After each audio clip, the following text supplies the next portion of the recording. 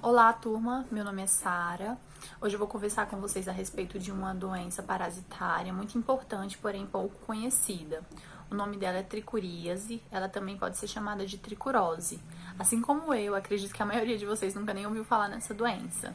E por que eu disse que ela é uma doença muito importante? Porque ela é uma doença cosmopolita, ou seja, ela está presente no mundo todo.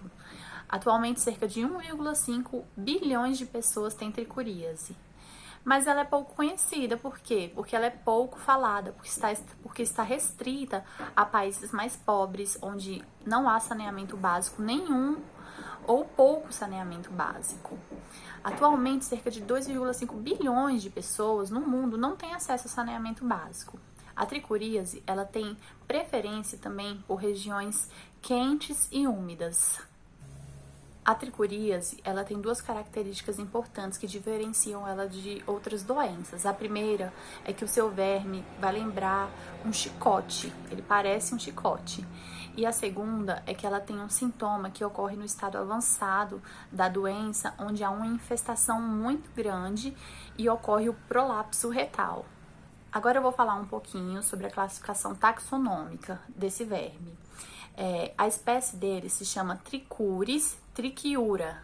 Ele pertence ao filo Nematoda, ou seja, ele possui um corpo cilíndrico alongado com as extremidades afiladas.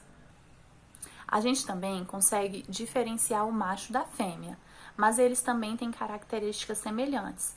Ambos têm a parte posterior, ou seja, a parte da frente do corpo, longa e afilada, bem fininha. 2/3 do corpo tem características semelhantes. Ambos têm a parte posterior, ou seja, a parte da frente do corpo, longa e afilada, bem fininha. 2/3 do corpo. O macho, ele é menor e ele tem a parte posterior do corpo bastante curvada em espiral. Essa curva facilita na cópula, ele vai ter cerca de 3 centímetros. A fêmea, ela vai ser maior e a parte posterior do corpo vai ser levemente curvada ou reta. Ela tem entre 4 a 5 centímetros.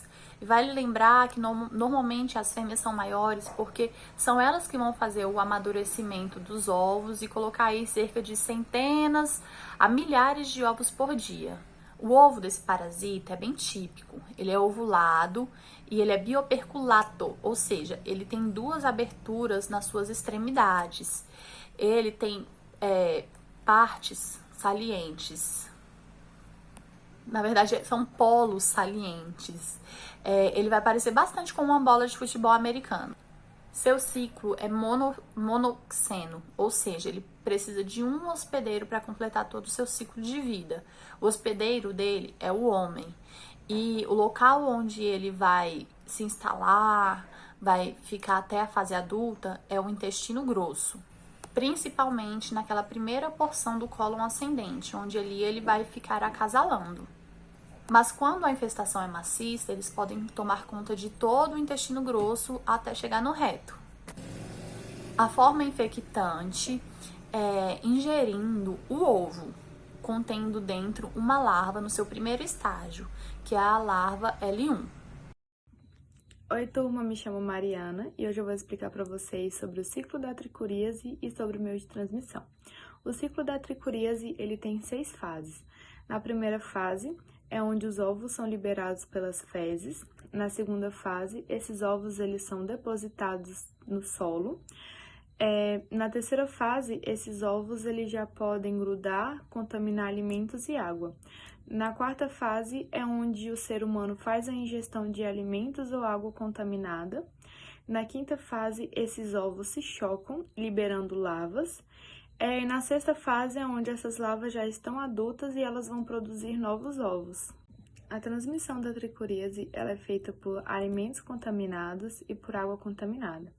A pessoa que acabou de ingerir ovos que foram recentemente eliminados pelas fezes, ela não tem perigo de se contaminar, porque para que isso aconteça, esses ovos precisam de 2 semanas no solo para eles fazerem um amadurecimento e concluir seu ciclo de vida.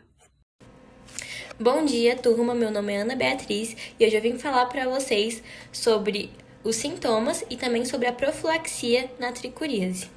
Bom, a primeira coisa que eu tenho para deixar aqui para vocês é que a maioria dos pacientes não apresentam sintomas, tá? Somente indivíduos com o intestino infestado com centenas de parasitas desenvolvem tais sintomas como diarreia crônica, que pode ter presença de muco ou sangue nas fezes, também distensão abdominal, enjoo, perda de peso, e nós também não podemos descartar a anemia e a flatulência, que também entram como sintomas.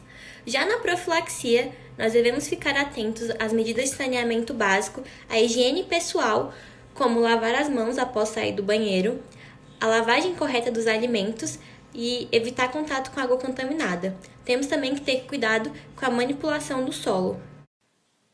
Bom dia, meu nome é Daiane Mendonça. Eu vou falar sobre o diagnóstico, o tratamento e a profilaxia da tricuríase. O diagnóstico de tricuríase é feito pelo exame parasitológico de fezes, onde há detecção de óvulos. São usados os métodos de sedimentação Lutz e flutuação Willis. Em alguns casos, o diagnóstico pode ser feito durante a realização de uma colonoscopia, pois os vermes são facilmente encontrados aderidos à mucosa do intestino grosso. As opções de tratamento para a tricuríase são mebendazol de 100, 2 vezes ao dia durante 3 dias, albendazol de 400, 1 vez ao dia por 3 dias e pamoato de pirantel.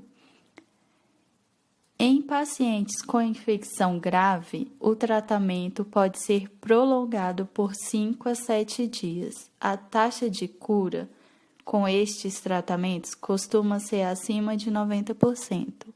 3 ou 4 semanas após o tratamento, o médico poderá solicitar novo exame parasitológico de fezes para confirmação da cura. E se ainda houver óvulos, sugere-se a repetição do tratamento. Albendazol ou mebendazol devem ser evitados por grávidas. Geralmente, em gestantes infectadas, o tratamento é adiado até depois do parto para diminuir o risco de toxicidade para o feto. Profilaxia. É importante o saneamento básico para prevenir a tricuríase. A higiene pessoal também, sempre lembrando de lavar as mãos antes e após usar o banheiro. É importante também a lavagem dos alimentos, evitar o contato com água contaminada e o cuidado na manipulação direta do solo.